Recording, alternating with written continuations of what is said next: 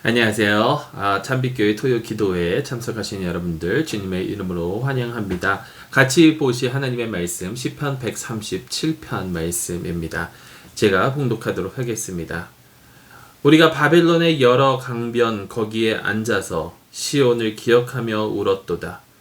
그 중에 버드나무에 우리가 우리의 수금을 걸었나니 이는 우리를 사로잡은 자가 거기서 우리에게 노래를 청하며 우리를 황폐하게 한 자가 기쁨을 청하고 자기들을 위하여 시온의 노래 중 하나를 노래하라 함이로다. 우리가 이방 땅에서 어찌 여호와의 노래를 부를까? 예루살렘아, 내가 너를 잊을진대 내 오른손이 그의 제주를 잊을지로다. 내가 예루살렘을 기억하지 아니하거나 내가 가장 즐거워하는 것보다 더 즐거워하지 아니할진대 내 혀가 내 입천장에 붙을지로다. 여호와여, 예루살렘이 멸망하던 날을 기억하시고 에돔 자손을 치소서. 그들의 말이 헐어버리라 헐어버리라 그 기초까지 헐어버리라 하였나이다. 멸망할 땅 바벨론아, 네가 우리에게 행한 대로 네게 갚는 자가 복이 있으리로다. 내 어린 것들을 바위에 메어 치는 자는 복이 있으리로다. 아멘. 살아계신 하나님의 말씀입니다. 이 시편 137편은 바벨론으로 포로를 잡혀간 자들이 하나님께 부르던 그러한 시입니다. 자기들을 이제 포로로 잡아간 그 바벨론, 느부갓네살 왕을 통해서 이제 바벨론이 예루살렘을 이제 점령하고 벽과 성전들을 다 허물고 많은 사람들을 포로로 잡아간 후에 그 사람들을 자기 땅에서 생활하게 하면서 포로로 생활하게 하면서 그들에게 노래를 부르라, 너희 노래를 부르라 라고 조롱했던 그런 사건 가운데 하나님 저들을 우리를 대신해서 물리쳐 주시고 하나님 저들에게 갚아 주시옵소서라고 기도하는 그러한 대목이에요. 그런데 이 시편이 매우 이해하기 힘든 그런 시편이라고 많이들 합니다. 왜냐하면 9절 말씀 제가 다시 한번 읽어드릴게요. 여기에 내 어린 것들을 바위에 메어 치는 자는 복이 있으리로다. 바벨론의 어린 아이들을 바위에 메어 치는 자가 복이 있다라는 이러한 끔찍한 기도를 이 이스라엘 사람들이 하고 있다라는 거예요. 자, 우리는 이걸 과연 어떻게 받아들여야 할까요? 하나님의 백성으로서 아무리 원수이지만 그 원수의 자녀가, 그 원수의 갓난 아기가 바위에 메어 치여지는 그러한 끔찍한 것을 바라는 것이 과연 옳은 일일까? 여기에 대해서는 여러 가지 견해들이 있습니다. 그런데 제가 생각하기로는 여기에 가장 맞는 그 견해는 이거는 그 시대에 그 전쟁에 나가면서 사람들이 했던 일들을 보여주고 있는 그런 대목이에요. 바벨론이 이스라엘을 포로로 점령할 때에 이스라엘의 어린 갓난 아기들을 죽이는, 몰살시키는 그런 끔찍한 일을 행했기 때문에 또 그 시대에 많은 사람들이 전쟁에 나아가면서 이러이러하게 우리가 승리할 것이다라는 것을 선포하는 그런 대목이다라는 거죠. 아무리 그래도 어떻게 하나님을 믿는 사람들이 이것을 이렇게 외칠 수 있을까? 그러면 사실 이거는 그 아기들을 이렇게 해달라고 하나님께 부탁하는 것보다는 사실 하나님께 하나님의 그 공의가 설 수 있기를 바라고 있다라는 거예요. 하나님의 공의. 그러면 하나님의 공의는요, 벌을 받을 사람들이 그 죄에 합당한 벌을 받는 것이 하나님의 공의입니다. 누군가 무언가를 훔쳤는데 그것 때문에 사형을 당하는 것은 하나님의 공의가 아니에요. 훔친 것은 그것 플러스 이제 그 메꿔주는 갚아주는 그런 일을 해야 되거든요. 누군가 살인을 저질렀는데 그냥 벌금만 내고 끝나는 것도 하나님의 공의가 아니라는 겁니다. 하나님의 공의는 그 죄에 걸맞는 그 벌을 받는 것이 하나님의 공의예요. 그러니까 바벨론이 했던 그런 일들을 생각을 해보면 이스라엘 사람들이 하는 얘기는 뭐냐면 하나님의 공의가 서기를 원합니다. 라고 지금 기도하고 있다는 겁니다. 저들이 했던 그 일을 하나님께서 기억하시니 그들의 죄악에 하나님 꼭 맞는 벌을 내려주십시오.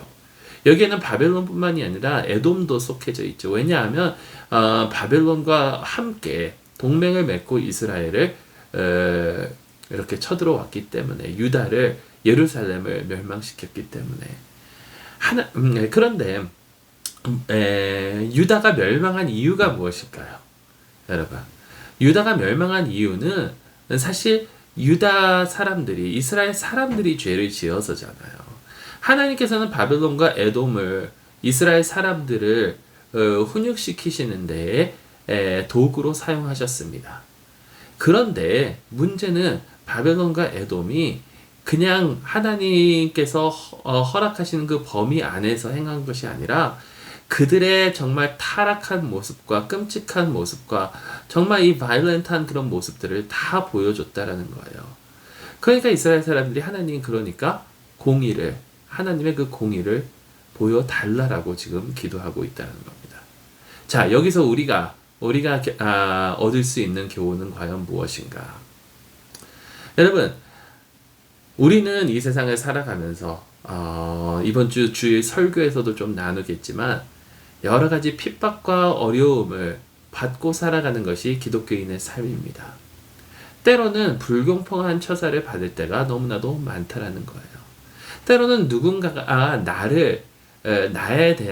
나에게 죄를 짓고 나에게 잘못하는 경우들이 있다라는 겁니다. 그런데 그럴 때마다 우리가 그것을 스스로 갚고 우리가 그것을 스스로 징벌하는 것이 아니라 우리는 그 모든 것을 하나님께 맡기고 나아가야 된다는 거예요. 하나님의 공의가 세워지도록 하나님께 맡기고 나아가야 된다는 겁니다. 여러분, 예수님께서 이렇게 말씀하셨죠. 너희가 들은 바 너희가 들었거니와 눈에는 눈, 이에는 이. 하지만 내가 너희에게 말하노니 예수님께서 뭐라 그러세요? 원수를 사랑하고 용서하고 눈에는 눈, 이에는 이 하지 말라라는 거예요.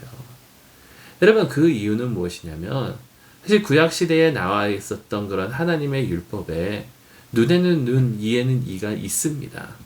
근데 이것은 공적인 자리에서 제대로 된 하나님 앞에서 제대로 된 그 재판 후에 내려지는 그러한 형벌을 뜻하고 있어요. 절대로 개인적으로 누군가 나에게 잘못했다라고 해서 내가 개인적으로 그것을 갚으려고 해서는 안 된다라는 겁니다. 개인적으로 우리가 해야 되는 것은 예수님께서 취하신 그런 태도예요. 여러분, 예수님은 어떠셨습니까? 예수님은 하나님 아버지, 저희를 용서하여 주시옵소서. 베드로서를 보게 되면 예수님께서 자기 일을 헤아리는 사람들에게 정말 앙금을 가지고 계시지 않았다라고 해요. 그것을 어떻게든 갚으려고 하지 않으셨다라는 겁니다. 오로지 예수님께서는 하나님께 모든 것을 맡기고 나아가셨다라는 겁니다. 여러분, 때로는 우리가 손해를 볼 때도 있고 때로는 누군가가 우리에게 잘못하는 그런 경우도 있고 때로는 불공평한 그런 일들을 당할 때가 있습니다. 그럴 때마다 우리가 해야 되는 것은 무엇이냐? 우리가 해야 되는 것은 이 모든 것을 하나님께 맡기고 오로지 하나님의 공의가 세워질 수 있도록 기도하는 것밖에는 없다라는 거예요. 모든 것을 하나님께 맡기시기 바랍니다. 저 누군가가 정말 잘못해서 내 속에 이렇게 끓어오르고 있다 하더라도 하나님께 모든 것을 맡기시길 바랍니다. 하나님께 모든 것을 맡기세요. 하나님께서 하나님의 은혜로 하나님의 긍휼 가운데 또 하나님의 정의로우신 그 의로움 가운데 하나님의 공의가 반드시 서도록 하실 것이다라는 겁니다. 네, 여러분 여기서 잘 한 가지만 더 말씀드리고 마칠게요. 잘 생각해 보세요. 하나님의 심판을 받기에, 하나님의 공의를 위해서 심판을 받기에 마땅한 사람들이 바로 우리 아니었나요? 우리가 바로 하나님의 심판을 받아야만 하는 자들이 아니었나요?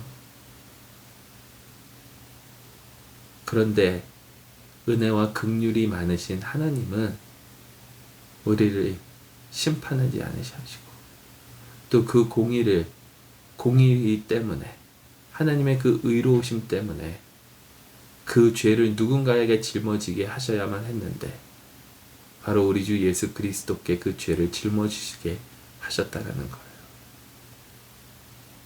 이렇게 하나님께서는 우리를 사랑하시고 우리를 용서하여 주셨는데, 우리는 우리 이웃을, 아니 우리 원수를 향한 어떠한 마음을 가져야 할까요?